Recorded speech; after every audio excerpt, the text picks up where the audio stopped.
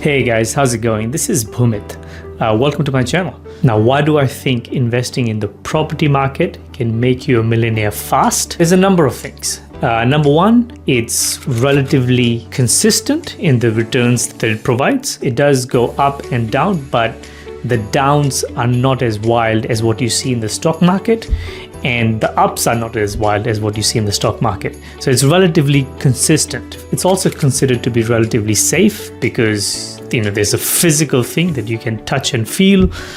You can go to it, look at it, make sure it's all right. And number three, you can use negative gearing from your property investment to reduce your taxes. There's returns from it, there's rental returns from it every month, but there's one very unique thing about property investing that enables it to generate insane returns. Let's just say you had $100,000 and you're thinking about either putting that money to work in the share market or buying a house with it.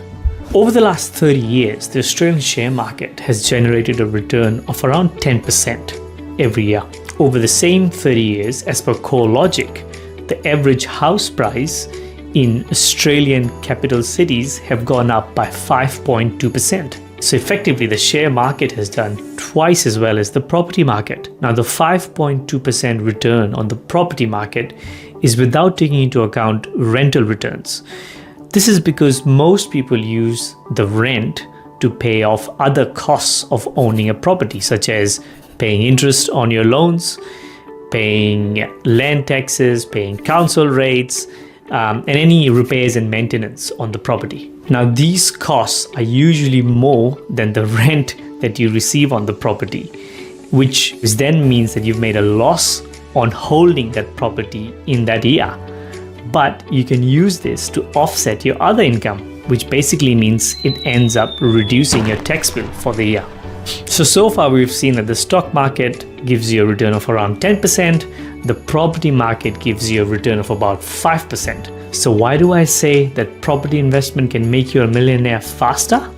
That's because you can get a loan to invest in the property market.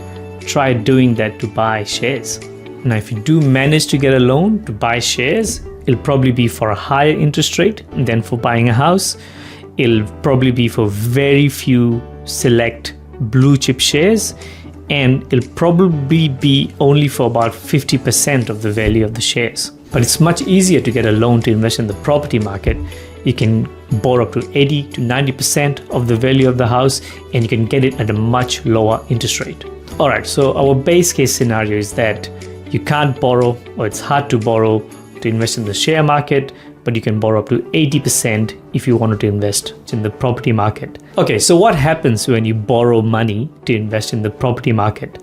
Okay, let's go through an example to understand this. Let's just say you have $100,000 to invest. If you invested that $100,000 in the share market and you got the average historical return of 10%, at the end of the year, you'd be worth $110,000. If you invested the same $100,000 in the property market, you could potentially buy a house worth $500,000. And if the house went up by 5%, the return on that $500,000 is $25,000, and $25,000 on your initial investment of $100,000 is a ridiculously high 25% return. Now, of course, you got to take into account expenses on holding that property. So the expenses normally are, if you've got a loan, as interest on the property, which is currently around 5.5%.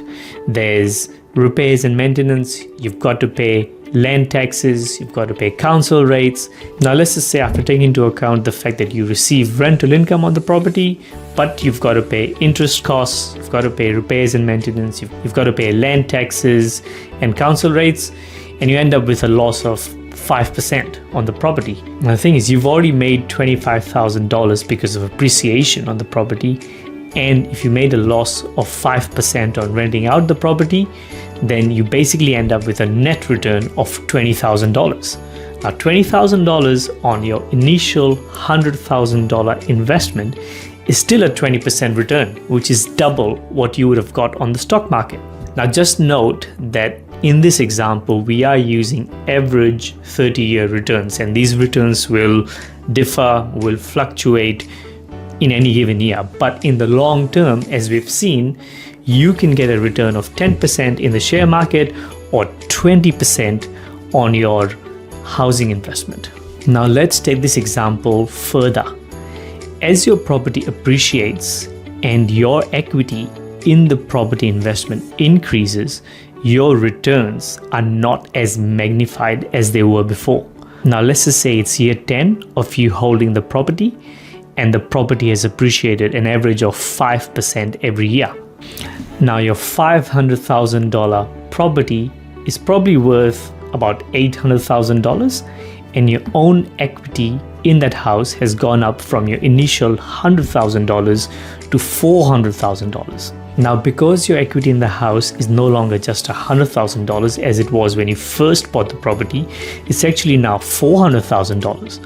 But if you continue to get the same 5% return on your property, your return on that investment is now only 10%. That's because of the base effect. Your base investment has gone up substantially from what you invested initially, and the returns are pretty much the same. So your return as a percentage of your investment starts to go down. But there is a fix to this. What you can do is go back to the bank and refinance your loan and effectively go back to owning just 20% of the property, which means that you can again get back to that 20% return and use the extra cash from your refinancing to buy another house or to invest in any other venture that you think will generate equally high returns. So in summary, in the initial years of owning a house and having a mortgage, you get some pretty high returns. But as your equity in the house begins to increase and your loan amount begins to come down, your returns start to go down as well. Now, you can always go back to the bank and refinance, get back to that 20% equity in the house and generate those high returns that you had in the initial years of the mortgage, and put the money that you get from the refinancing into other ventures or another house, or maybe buy some shares. If you refinance the house and have that 20% equity in the property, then you can re-emulate the returns that you had in the initial years of owning the property. We do need to be careful when refinancing though. Every time you refinance, the repayments on the mortgage goes up, and we need to be sure that every month when it's time to make that repayment to the bank, that we have enough to be able to support those repayments. Because this whole game comes to a stop the moment you miss one monthly repayment. So if we kept refinancing and the property market went up by about 5% every year over the long term, what you'd effectively generate is a 20% return year on year on your investment. Now, if you compounded $100,000 at 20% every year, in about 12 years, you'd have $1 million. And this is without doing anything. This is without adding any more savings to the investment. This is without putting any more of your own money. It's just putting that $100,000 to work in the property market and refinancing along the way, and you get to $1 million in about 12 and a half years.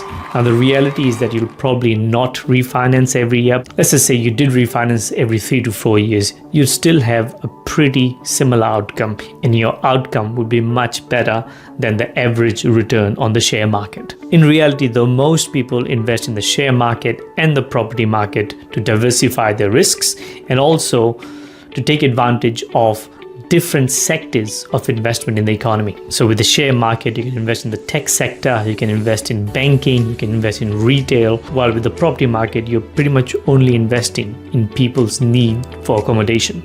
That's it for this video, guys. Hope you enjoyed it and got something out of it. Please like, share, comment, and subscribe.